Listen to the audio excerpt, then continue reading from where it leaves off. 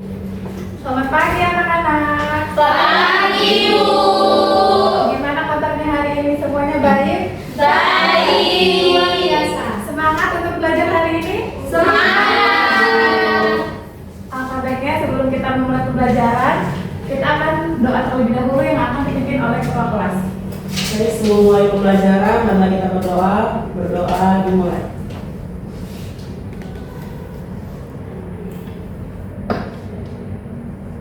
Berdoa selesai. Baik, terima kasih. Untuk sekretaris sama teman-teman yang semuanya berhadir. Hadir, Bu. Oke, terima kasih. Sebelum kita memulai pembelajaran, Ibu mau bertanya dulu. Kita di kehidupan sehari-hari sering kan menemui larutan seperti air garam, air gula, atau bahkan sirup. Dari kalian, apakah kalian ada yang mengetahui apa itu larutan? Campuran dua zat, Bu. Campuran dua zat. Dua zatnya itu apa? Zat terlarut sama zat larut. Iya benar ya. Jadi campuran larutan merupakan campuran homogen yang terdiri atas zat terlarut dan juga zat larut. Lalu di antara kalian semua, siapa di sini yang pernah pergi ke pantai? Ya, saya. Oke, hampir semuanya ya pernah pergi ke pantai. Menurut kalian, apakah air laut itu dapat menghantarkan listrik atau tidak?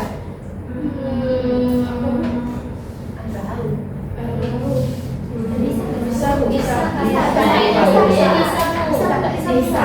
Kalau kalian bilang bisa, kenapa bisa? Apa penyebabnya? Karena air laut itu asin. Ya, ada garamnya asin. Iya, air asin dan ada garamnya.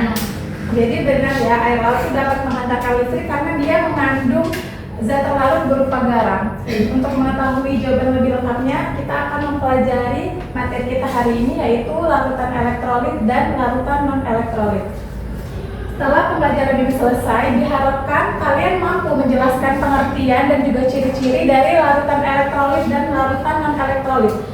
Lalu kalian diharapkan juga mampu mengklasifikasikan larutan menjadi elektrolit kuat, elektrolit lemah, dan non-elektrolit berdasarkan daya hantar listriknya. Kita lanjut ke materi pertama, yaitu larutan elektrolit. Larutan elektrolit merupakan larutan yang dapat menghantarkan listrik karena dia terionisasi menjadi ion-ion yang bebas bergerak. Larutan elektrolit terdiri dari dua. Ada yang tahu? Tidak ada? Ya, bisa. Apa? Tadi Ibu menjelaskan bahwasanya nanti di tujuan pembelajaran kita ada mengenai elektrolit lemah dan kuat.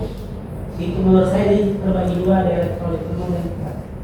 Iya benar. Jadi pembagian larutan elektrolit itu ada dua, yaitu larutan elektrolit kuat dan juga larutan elektrolit lemah. Kita akan memulai dengan larutan elektrolit kuat.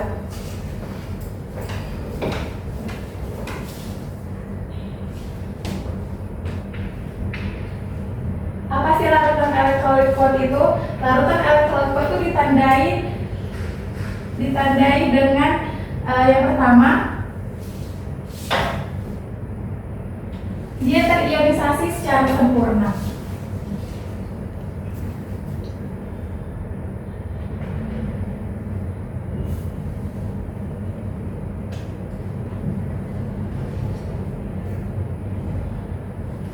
Apa maksudnya terionisasi secara sempurna? Maksudnya itu zat terlarutnya hampir 100% terurai menjadi ion-ion yang bebas bergerak seperti kation dan juga anion.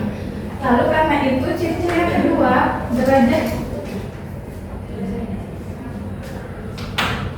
derajat ionisasinya. Sebelah ini kelihatan? Kelihatan, Bu. Oke.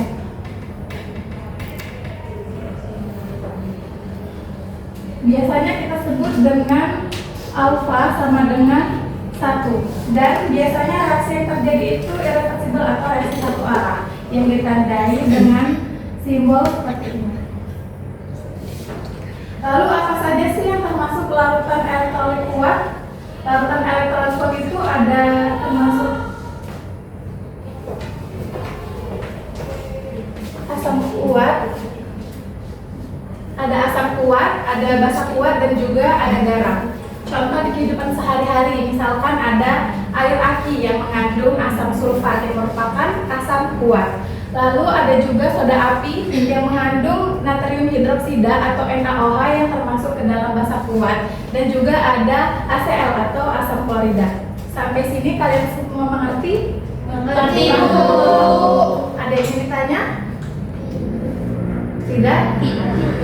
Oke, kita bisa lanjut ya.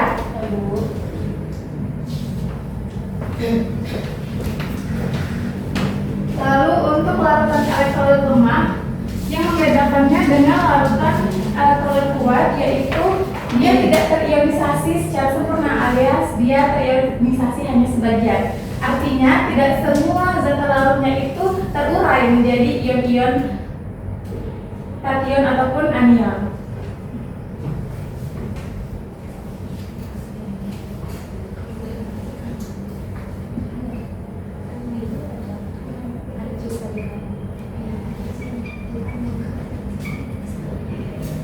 Jika larutan elektrolit kuat mempunyai derajat ionisasi atau alfa sama dengan 1, maka untuk larutan elektrolit lemah alfanya sekitar 0 hingga 1. Dan biasanya reaksi yang terjadi itu reaksi reversibel atau reaksi yang dapat balik, ditandai dengan simbol seperti ini. Sampai sini jelas? Jelas.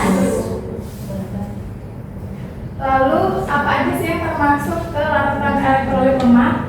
Larutan elektrolit lemah itu yang termasuk ada yang pertama asam lemah, maaf. Yang kedua basa lemah, tapi tidak ada garam.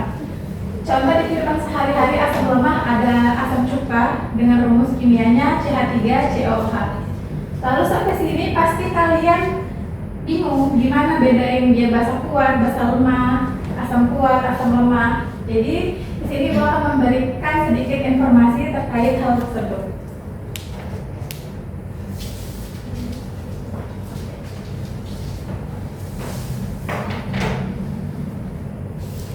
Yang pertama, asam kuat.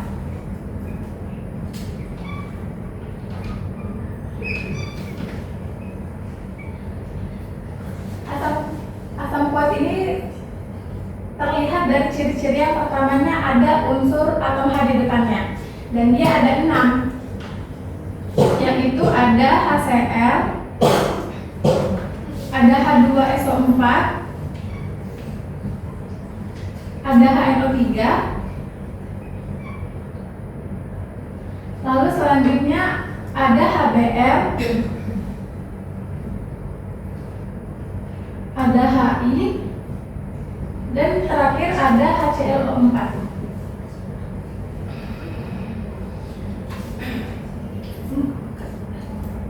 Jika kalian perhatikan, semua contoh kenang ini ada unsur hidrogen di awalnya.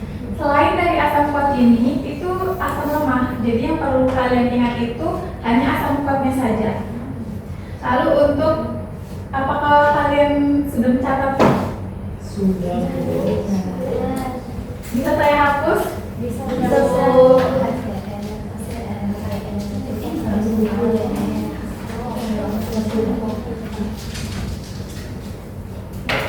Lalu untuk basa kuat ditandai dengan adanya unsur OH. Jika saya lurus di sebelah sana, ini tadi kelihatan nggak? Iya, ini baru. Oke, untuk basa kuat dia terdiri dari golongan 1A dan juga golongan 2A. Golongan 1A-nya itu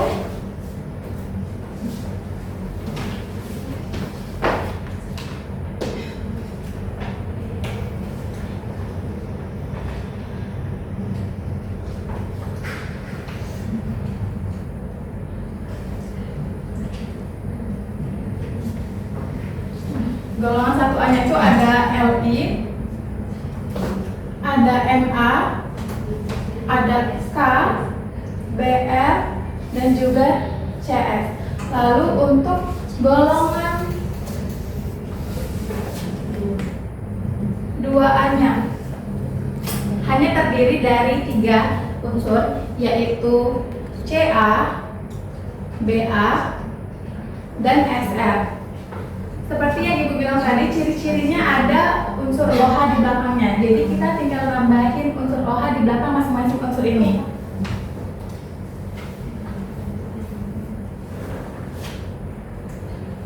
Namun perlu kalian ingat, untuk golongan 2A ditambah angka 2 setelah unsur OH-nya.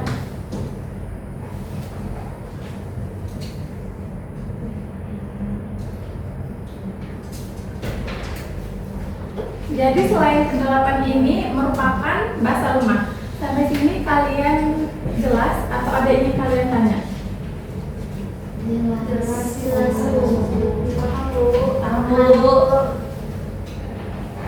Kelihatan semuanya? Kelihatan. Oke. Lanjut untuk garam. Ciri-cirinya garam itu tidak ada unsur H dan juga tidak ada unsur OH-nya. Contohnya seperti garam dapur atau kita sebut biasanya NaCl. Ada juga NaNO3 dan K2SO4.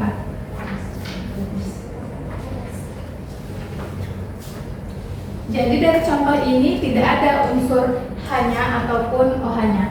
Sampai sini jelas semuanya? Jelas. Bisa kita lanjut? Bisa.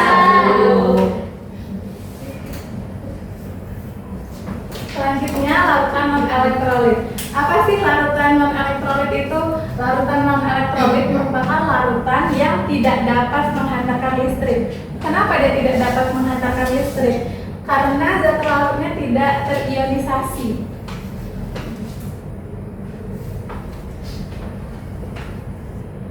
Apa saja yang termasuk larutan non-elektrolit yang tidak dapat menghantarkan listrik? Yang pertama, ada golongan gula seperti glukosa dan juga sukrosa.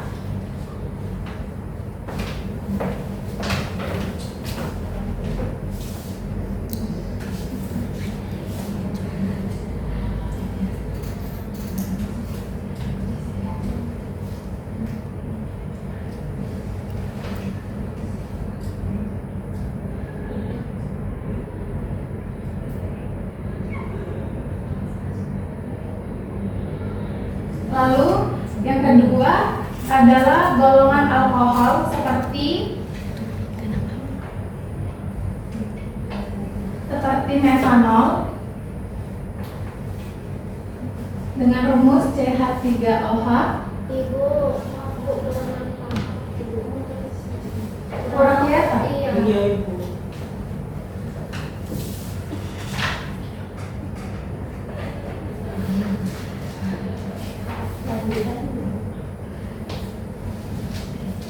Lebih kelihatan di sebelah sini atau di sebelah situ? Sebelah sini.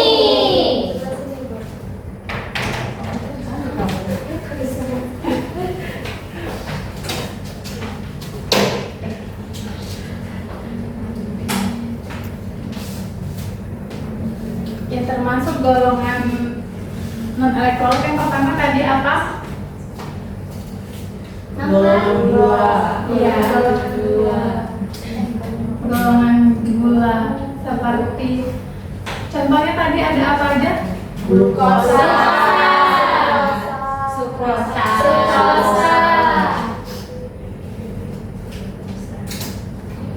Lalu yang kedua ada golongan alkohol. Contohnya seperti metanol, Etanol. dan dia etanol.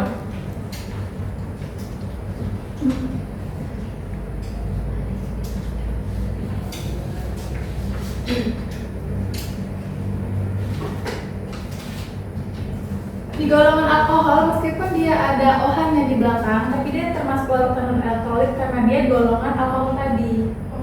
Jadi kalian harus hati-hati di bagian situ. Lalu untuk yang ketiga ada air yang biasa kita sebut Aquadex dengan rumus H2O. Lalu yang keempat ada golongan hidrokarbon.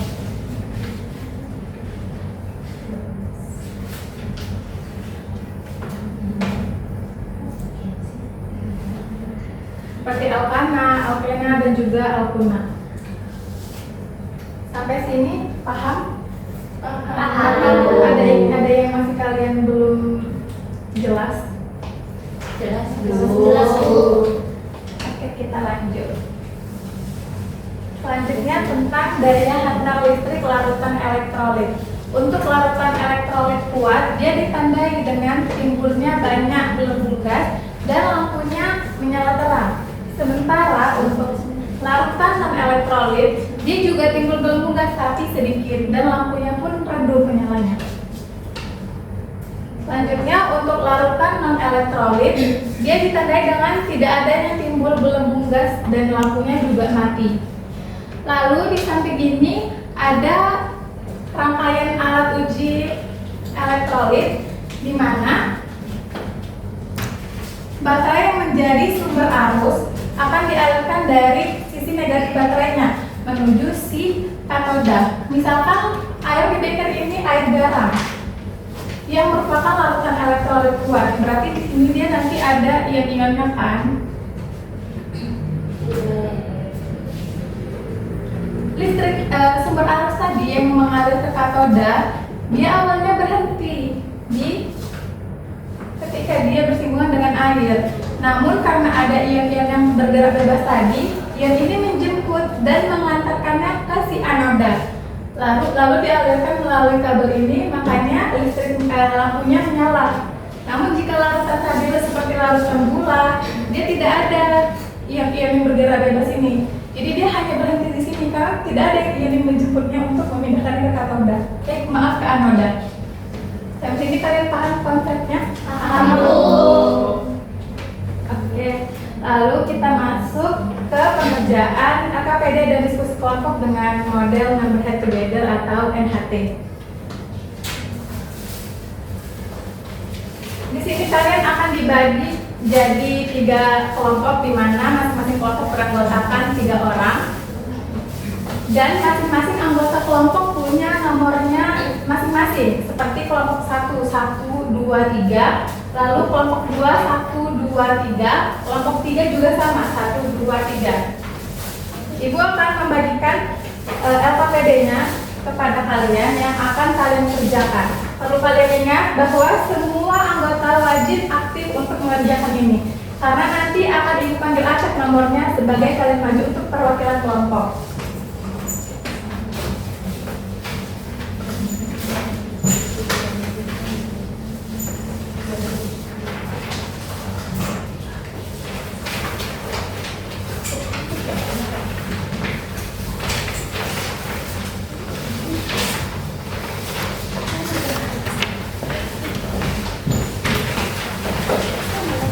Kalian hanya punya waktu 15 menit untuk mengerjakannya, dimulai dari sekarang.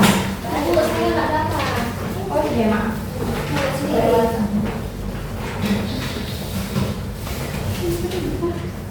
Apa ada yang bertanyakan? Ini maksudnya apa ya? Yang mana? Ya jelas kenapa apa yang buat dia ya? Oh, ya baik ini Bu.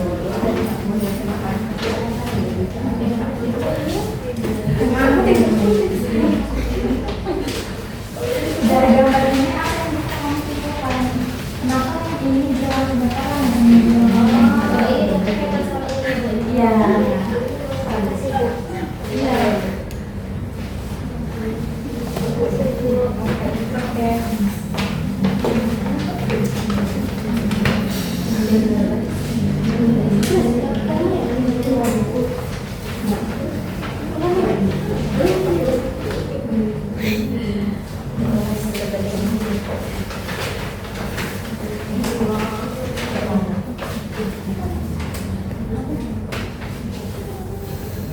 Oke, waktunya habis.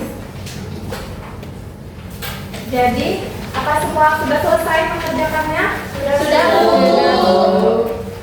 Lalu selanjutnya Ibu akan memilih nomor acak dari nomor 1 sampai 3. Ibu akan memilih nomor 2. Jadi perwakilan kelompok nomor 2 silakan maju ke depan.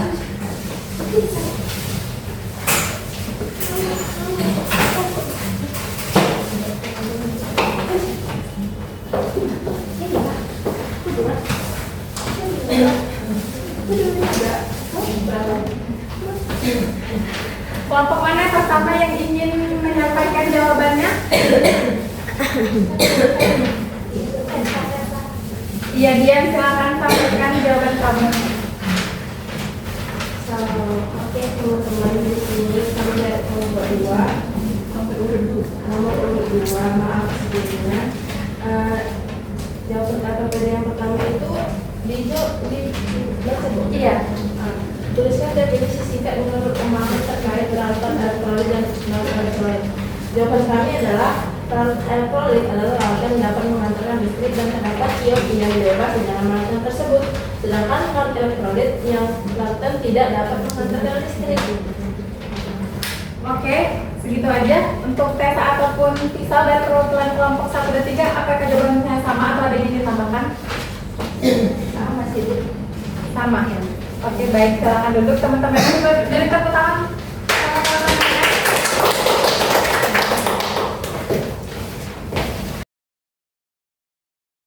Sebelum kita menutup pembelajaran, adakah yang dapat menyimpulkan pertemuan kita hari ini?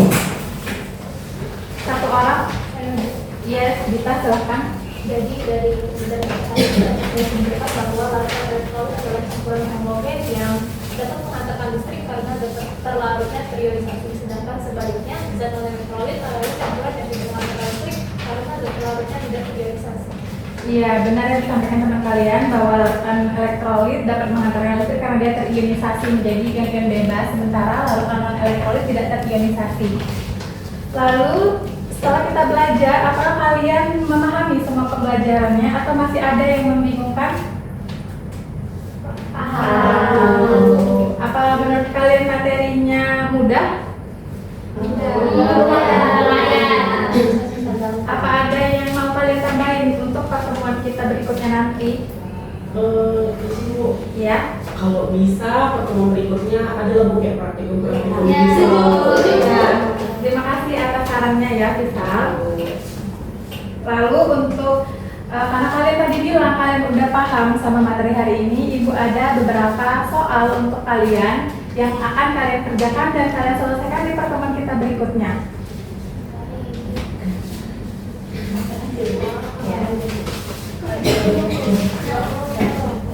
Oke, sebelum menutup pembelajarannya, silakan Ketua Kelas untuk memimpin doa. Sebelum kita mengakhiri pembelajaran kita, mari kita berdoa dengan kuasa kita masing-masing berdoa dimulai. Berdoa selesai. Oke, terima kasih untuk semua perhatian kalian hari ini. Semoga materi yang kita pelajari hari ini bermanfaat untuk kita semua. Selamat pagi. Pagi Bu.